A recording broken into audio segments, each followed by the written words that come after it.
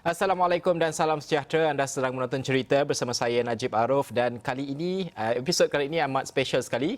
Istimewa sekali saya membawakan topik yang kita lihat beberapa hari ini hangat dibincangkan, iaitu berkaitan dengan membawa kembali ataupun mewujudkan kembali PLKN dan juga BTN. Ini apa yang disebutkan oleh Menteri sebelum ini, iaitu cadangan untuk mungkin mewujudkan satu inisiatif ataupun program yang seumpama PLKN dan juga BTN. Namun perinciannya masih lagi belum diketahui apakah perkara ataupun pengisiannya. Tapi di Astro Awani kami membawakan perkembangan tersebut dan juga membual beberapa orang pakar untuk kita melihat relevannya perkara-perkara sebegini perlu diwujudkan dan apakah penambahbaikan yang kita perlukan. Kerana pada akhirnya hasrat seperti yang disebutkan oleh Menteri sendiri, iaitu ingin melihat tahap patriotisme rakyat ataupun peserta itu meningkat melalui program-program sebegini. Saya bersama dengan dua orang rakan setugas saya, iaitu Haris Ashraf Hasnan di sebelah saya ini dan juga Fauzi yang Haris adalah membuat laporannya, tetapi Fauzi adalah antara contoh hasil PLKN yang pernah menyertai PLKN, kerana kami berdua tidak berkesempatan tidak terpilih mengikuti PLKN selepas habis tamat persekolahan dahulu. Okey, laporan terlebih dahulu. Haris, yang disediakan hari ini, Haris ada temu bual dua orang tak silap saya, betul, berkaitan dengan cadangan oleh Menteri ini untuk mengembalikan inisiatif seumpama PLKN dan juga BTN. Pertama sekali untuk kita fahami, kalau kita lihat dahulu PLKN ini adalah habis haja SPM tu semua tertanya antara rakan-rakan kan, wajib dapat ke tidak ke. Betul. Kadang-kadang ada yang tak dapat tu kecewa, ada yang tak dapat, ada yang suka. Bagaimana dengan pembaharuan ini? Apa yang antara pakar sebutkan? Okey, pertamanya kita perlu apabila Menteri Datuk Seri Rizwan mengumumkan ataupun menyatakan hasrat kerajaan ini yang akan dibentangkan dalam Jemaah Menteri, ramai yang mula tertanya-tanya apakah bentuk metodologi pelaksanaannya. Adakah masih berbentuk camp seperti PLKN ataupun cuma sekadar seolah-olah seperti macam summer camp yang mungkin dalam seminggu, tidak mengambil masa yang begitu lama, ataupun ianya perlu diterapkan dalam sistem pendidikan. So banyak cara sebenarnya, ramai yang tertanya-tanya berkenaan perkara ini. So saya cuba mendapatkan beberapa individu, termasuklah kalau kita nak bercakap dari segi golongan muda, saya mendapatkan juga daripada Ketua DEPSI Kebangsaan YB Howard Lee dan juga Ketua Pemuda UMNO Datuk Dr. Ashraf Wajdi, dan juga mungkin insyaAllah esok kita akan lihat dari segi agensi, mungkin kumpulan belia yang boleh dikatakan yang pemegang taruh, mereka yang terlibat langsung mungkin dalam memberi idea, pandangan dan sebagainya. Kalau anda telah pun menonton di astroawani.com, saya ada keluarkan story pertama sebab saya baru sahaja selesai interview YB Howard Lee, story daripada Datuk Ashraf Wajdi yang menyatakan bahawa jangan doktrin anak muda. Kerana beliau menyatakan bahawa beliau memperakui sendiri bahawa kalau mengambil contoh BTN, beliau menyatakan bahawa ianya seolah-olah wujud doktrin dalam membentuk pemikiran tertentu di dalam golongan anak muda itu. Jadi beliau melihat bahawa jangan wujud doktrin sebegini. Dan dalam zaman ketika ini bukanlah masanya untuk doktrin, bukan lagi doktrin anak muda. Sebab anak muda sekarang beliau menyatakan bahawa terdedah dengan media sosial, teknologi terkini, pendedahan global itu begitu meluas. Jadi konsep doktrin itu tidak lagi boleh diguna pakai. Itu yang dikatakan oleh Datuk Ashraf Wajdi. Najib.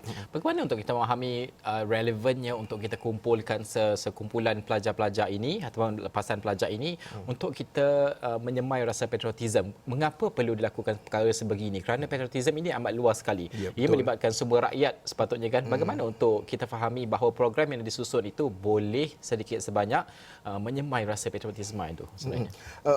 Beliau, kalau kita nak melihat banyak perkara ataupun sudut pandang yang perlu kita lihat. Pertamanya adalah dari segi silibus, kaedah, seperti yang Najib katakan sendiri. Sejauh mana YB Howard Lee juga menyatakan perkara yang sama. Sejauh mana inisiatif itu dapat memberi impak. Ia sekali kita dengar ianya merupakan satu inisiatif yang bagus. Lepas tu kita nak lihat juga dari segi pelaksanaannya, metodologinya. Kalau kita lihat PLKN, berbilion ringgit kerajaan habis.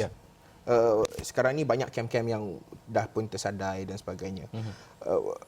Tapi akhirnya, apakah impak kepada program ini, apakah impak daripada pelaksanaan itu. Sewaktu dalam pentadbiran Kerajaan Pakatan Harapan juga ada program Malaysia Future Leadership School, MFLS. Konsepnya hampir juga sama. Jadi apakah pendekatan? Bagi saya melihat MFLS adalah sesuatu yang menarik untuk ditambah baik dan diperhebatkan lagi. Jadi kita perlu banyak perkara yang perlu dipertimbang dan perlu ada golongan ataupun pemegang taruh untuk memberi input berkenaan dengan pelaksanaan. Impaknya dan juga kita kena lihat balik apakah hasil daripada pelaksanaan PLKN dan juga BTN yang lalu. Okey, itu yang ingin kita lihat. Kalau kita ingin melakukan perbandingan ataupun kita ingin memahami, kita perlu melihat terlebih dahulu pelaksanaan sebelum ini. Saya nak bercakap tentang PLKN terlebih dahulu bersama dengan Fauzi. Fauzi menyertai PLKN, kami tidak berkesempatan. Kalau boleh dibawa kembali, menyingkap kembali pengalaman itu ketika menyertai PLKN dahulu, apa yang Fauzi rasakan mungkin program ataupun segala pengisian itu, adakah ia membawa kepada semangat patriotisme untuk Fauzi dan juga rakan-rakan yang lain? Okey, Najib, sebelum kita pergi kepada apa pengisian, kita kena faham dulu apakah apakah tujuan ataupun matlamat penubuhan PLKN itu sendiri. Pada saya yang menyertai 3 bulan dekat sana, sekitar saya rasa tahun 2008. Ya, berkira lah usia Fauzi sekarang. Saya menyertai PLKN.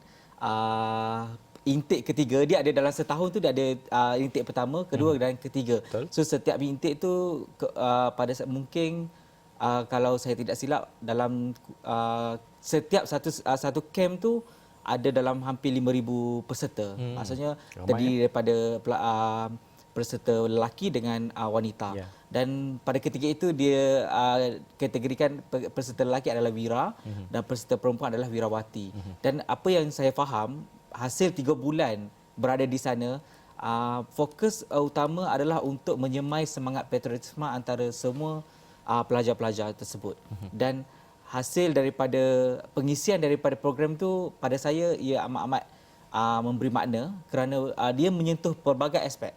Dalam tempoh 3 bulan tu, kalau Najib rasa ia satu tempoh yang lama. Dan dalam tempoh tu dia mengajar by peringkat. Contohnya peringkat pertama, sebulan pertama adalah berkaitan dengan pendefinisian. Apakah pendefinisian patriotisme, apakah yang masuk di sebalik, sebab kita faham semangat patriotisme ni adalah selalu umum. Semangat cintakan negara. Apa itu semangat cintakan negara? So dalam segmen ataupun pengisian dalam PLKN itu sendiri, dalam tempoh sebulan tu mereka menerapkan, masuk di sebalik lagi dalam lagi apa itu semangat patriotisme, semangat perpaduan dan semangat bagaimana kita nak cintakan negara kita ataupun nak jaga nak jaga semangat dari segi perpaduan, dari segi semangat nasionalisme, sangat cintakan semua benda yang melibatkan kenegaraan itu sendiri. Dan bulan kedua dia lebih kepada pembinaan jati diri. Bagaimana kita nak, daripada semangat itu, bagaimana kita nak bangkitkan diri kita. Dan fokus kenapa anak muda dipilih adalah disebabkan salah satunya mungkin pada saya adalah kepimpinan negara mungkin akan diterajui oleh golongan muda pada masa akan datang. So itu adalah salah satu fokus ataupun kenapa mereka memilih pelajar-pelajar selepas sekolah. Dan dalam tempoh ketiga, peringkat ketiga iaitu bulan seterusnya adalah menerapkan bagaimana untuk kita menjadi, keluar nanti kita boleh jadi pemimpin. Itu yang diterapkan ataupun yang diselitkan dalam setiap segmen dalam PLKN itu. Ini yang kita paparkan ketika ini adalah antara visual archive yang kita ada sebelum-sebelum ini ketika PLKN masih lagi ada ataupun masih lagi wujud. Tapi kali ini kalau boleh saya minta ambil untuk iPad ini, saya tunjukkan beberapa keping gambar yang disimpan sebagai kenang-kenangan oleh Fauzi sendiri. Ini adalah bagaimana ukhuwah itu terjalin antara setiap peserta. Kalau tunjuk pertama ini antara gambar yang ada Fauzi. Cuba teka Fauzi yang mana satu? Ya ini kalau kita zoom sikit. Okey, ini adalah Fauzi dan juga beberapa rakan yang lain. Ada beberapa keping gambar yang dikongsikan oleh Fauzi sendiri. Ini antara pengalamannya, kalau kita lihat ini pakaian rasmi yang cukup popular dan juga dekat kalau kita bercakap tentang PLKN sebelum ini. Ini antara aktiviti dan pengisian yang dijalankan. Okay. Ini nampak sebelum menarik. Sebelum tu Najib, saya nak kongsi bash ataupun siri bermulanya siri saya, PLKM memberi peluang kepada peserta untuk merasai pengalaman menembak. So kalau siri sebelum-sebelum ini saya rasa diorang tidak ada peluang untuk itu. So bermulanya siri 2018 kumpulan saya antara yang pertama yang mendapat peluang. So pengalaman itu yang tak mungkin kita dapat di luar.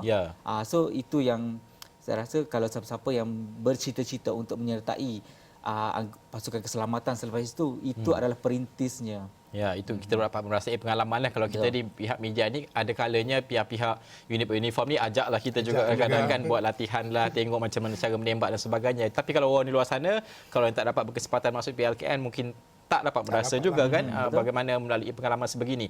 Okey, kita akan berhenti dah seketika. Selepas ini kita nak bincang lebih lanjut, tapi kita ingin melihat bukan saja pengisian dan juga apa yang kita harapkan untuk menyemai patriotisme ini, tetapi bagaimanakah kerjasama itu dan juga bagaimanakah suntikan kemodenan boleh kita lakukan dalam pengisian apa-apa inisiatif berkaitan yang ingin ataupun yang dicadangkan oleh pihak kerajaan. Kita akan berhenti selepas ini, kembali selepas ini.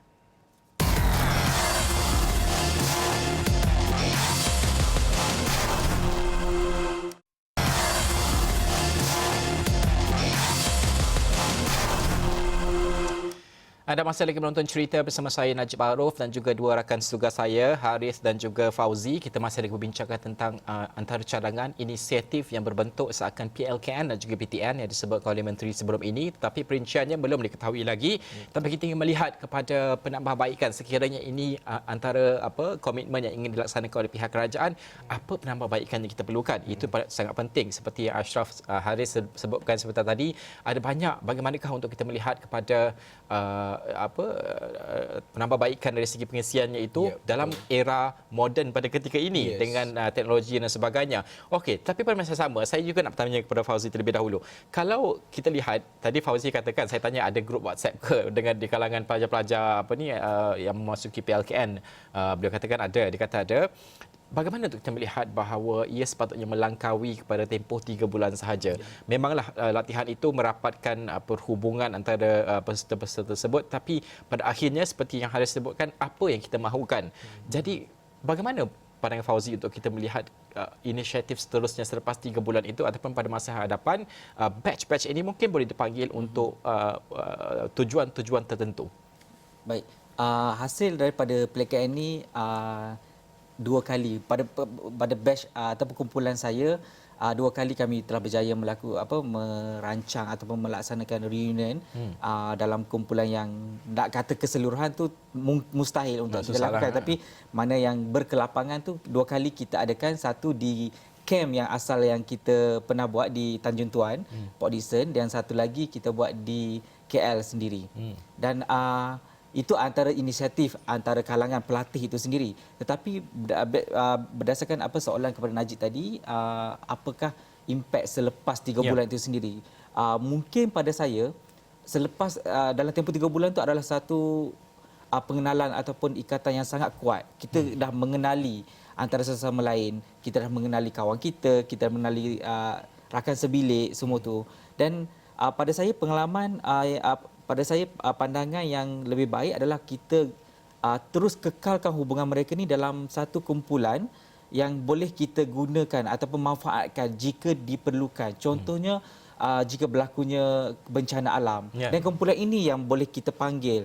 Sebab volunteer, dalam sebab dalam PLKN itu sendiri bukan sahaja kelas jati diri, motivasi yang diterapkan, malah aktiviti-aktiviti ataupun latihan ketenteraan itu sendiri yang pada saya amat berat juga diterapkan di dalam latihan sepanjang tempoh 3 bulan itu sendiri. So pada saya tak ada masalah jika kumpulan ini yang diutamakan berbanding kita meminta pelajar universiti yang memang tak ada kemahiran, yang kurang, maafkan saya, bukan tak ada kemahiran tapi kurang berkemahiran berbanding dengan pelatih-pelatih PLKN yang memang diasah, memang digarapkan untuk kita bukan saja membantu masyarakat, malah mereka-mereka yang memerlukan, khususnya ketika negara mengalami bencana alam. Kerana ataupun hubungan bencana. mereka sudah rapat, ukhuwah itu sudah ada, dan sekiranya kita panggil pada masa hadapan, value add-nya mereka ini sudah pun dalam industri, pelbagai industri. Ada kepakaran masing-masing yang boleh digabungkan dalam setiap perkara. Sebagai contoh yang dicadangkan oleh Fauzi, kalau ada bencana alam itu boleh kita panggil golongan ini dulu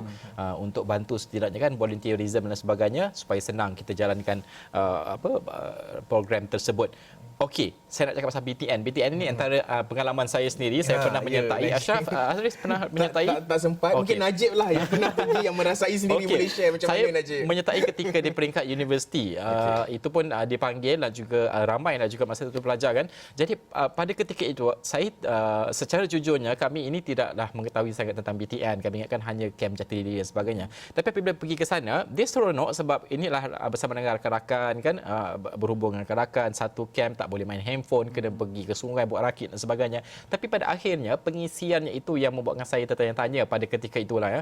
Kerana apa yang dibentangkan pada satu sesi itu adalah berkaitan dengan politik. Dan juga kami pada ketika itu selaku pelajar, kami tertanya-tanya jugalah mengapa ia dibentangkan kepada kami dan sebagainya. Dan ini yang disebutkan oleh Haris sebentar tadi. Bagaimana untuk kita memahami bahawa BTN ini platformnya untuk menyemai patriotism itu, bolehkah kita menyuntik elemen neutral dalam pengisiannya sebenarnya? Okey, bagi saya ianya boleh dilaksanakan.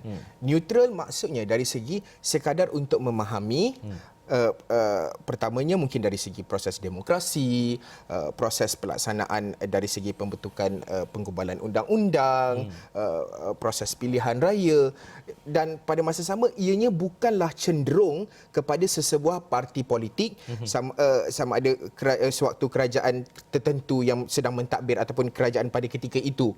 Maksudnya ianya boleh jadi bebas, ianya boleh jadi neutral, asalkan pendekatan itu tidaklah memihak, menyokong ataupun melebih-lebihkan sesebuah parti politik. Kerana sekadar untuk memahami bagi saya tidak menjadi satu permasalahan.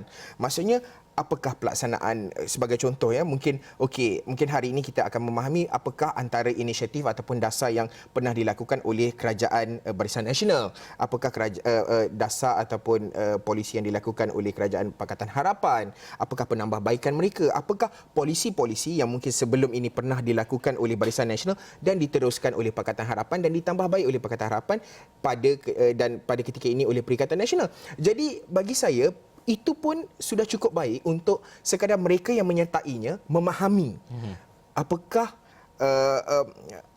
bagaimana untuk mereka memahami dari segi inilah yang perlu dilakukan oleh kita sebagai rakyat, meneruskan polisi-polisi yang lebih baik.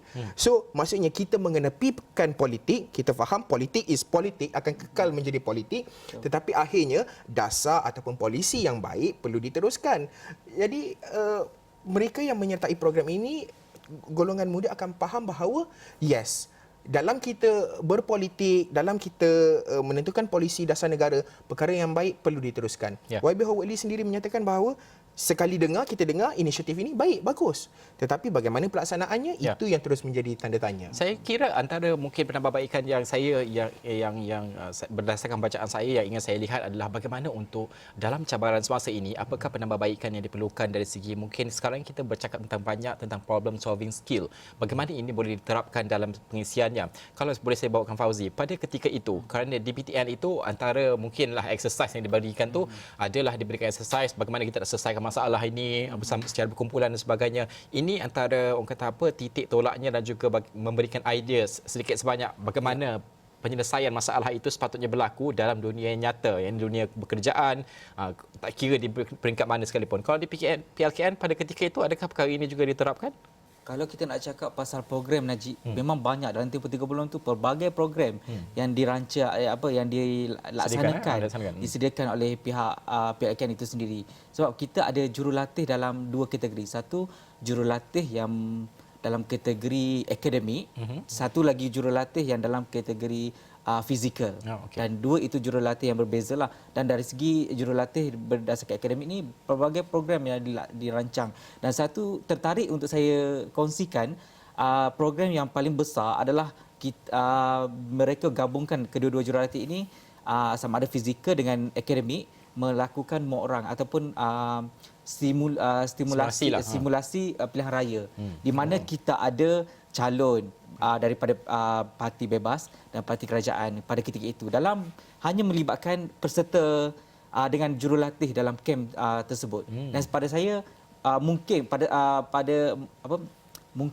semua kem pada ketika itu melaksanakan simulasi tersebut dan dalam tempoh tu kita ada tempoh berkemping, kita ada situasi di mana hari pengundian, hari ceramah politik semua itu adalah dilaksanakan dalam satu kumpulan di mana mereka yang mempunyai penyokong kerajaan menyokong kerajaan. Kita createkan benda tu. Sebab kita nak tengok sejauh mana pada ketika itu adalah masih belum lagi mengundi kan. So kita tak faham macam mana prosedur pilihan raya dilaksanakan. So dengan adanya modul yang disediakan PLKN tu kita memahami bagaimana flow yang dilakukan proses pilihan raya itu sendiri. Dan macam selain daripada flow itu ada situasi yang di luar jangka. Contohnya jurulatih di situ menyelit elemen di mana orang kurang sioman pergi membuat undi, ada perempuan mengandung pergi buat undi. Itu adalah realiti yang berlaku ketika pilihan raya itu sendiri dan itu kita saksikan dan kita alami sendiri. Itu antara pengisiannya lah. Saya kurang tahu sikit sebab tidak pernah menyertai, tidak berkesempatan menyertai sebelum ini. Ada juga cadangan yang mengatakan bahawa sebab tadi Haris sebutkan kos yang tinggi, kan mencecah bilion kan. Ada juga yang mengatakan bahawa kenapa tidak gabungkan saja kalau ingin buat inisiatif, gabungkan saja PLKN dan juga BTN. Mungkin pandangan Haris sendiri. Okey. Bagi saya, ianya sesuatu pelaksanaan itu perlu dilihat kepada pertamanya adalah impact. Okey, itu yang kita dah bincangkan tadi, apakah impactnya, apa yang kita nak harapkan. Kedua adalah dari segi kos. Ya. Kos kalau melibatkan camp 3 bulan. Katakanlah satu sesi Fauzi cakap tadi dalam 5,000 peserta. Dengan ialah nak menanggung peserta lagi, pakaian lagi apa semua. Kita tahu pernah menjadi isu berkenaan dengan lantikan kroni, tender buat baju, banyak isu sebenarnya sebelum ini.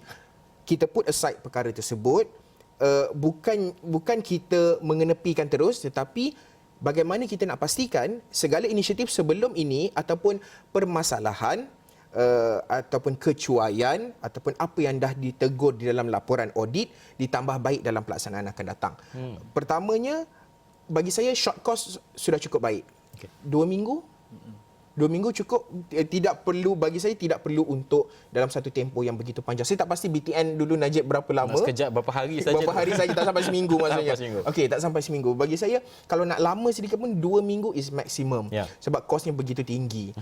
Kedua, bagaimana kita nak pastikan dalam sistem pendidikan negara sendiri daripada prasekolah sehinggalah ke peringkat tertiary ataupun peringkat institusi pengajian tinggi mampu membentuk jati diri ini dalam untuk jangka masa yang panjang. Maksudnya pengajaran, pendidikan, konsep itu diterapkan daripada tadika sehinggalah di peringkat universiti. Bukanlah untuk dalam satu tempoh sahaja. So ini penting.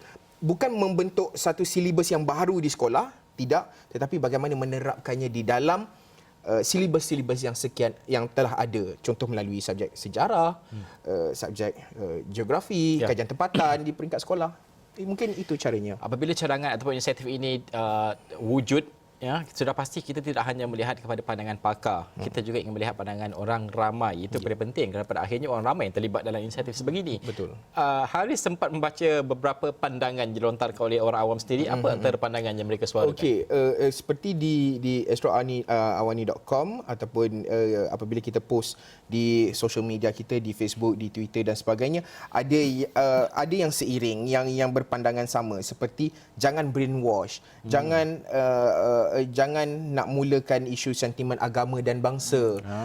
So perkara-perkara sebegini bagi mereka cukup penting. Kemudian ada yang dari segi penekanan dari segi pendidikan dan juga kualiti. So maksudnya penekanan itu perlu bermula di dalam sistem pendidikan. Sektor pendidikan itu perlu mulanya dalam membentuk patriotisme, jati diri pembangunan bangsa itu sendiri. So itu antara pandangan-pandangan. Kita perlu lihat juga, malah ada yang komen yang melihat seperti yang saya cakap tadi, apa yang ditegur oleh laporan audit negara sebelum ini juga melibatkan isu kecuaian dalam pengurusan wang, lantikan, tender dan sebagainya. Perkara-perkara sebegini perlu ditambah baik dan dielakkanlah daripada terus berlaku.